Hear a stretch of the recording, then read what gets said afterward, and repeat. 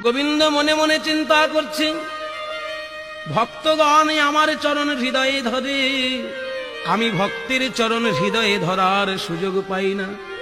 আজকে সুদামা যখন আমার কাঁধে উঠেছে, এই যে তার চরণ আমি হৃদয়ে জড়িয়ে ধরলাম, বলি আর তো চরণ ছাড়ব না গো, আর তো চরণ ছাড়ব না গো।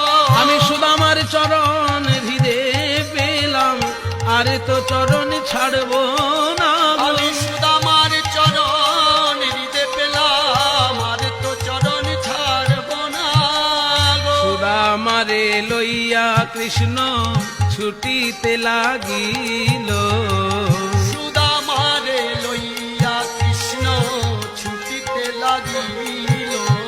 এবার পক্কয়াম্র বৃক্ষ তলে আসিয়া দাঁড়ালো,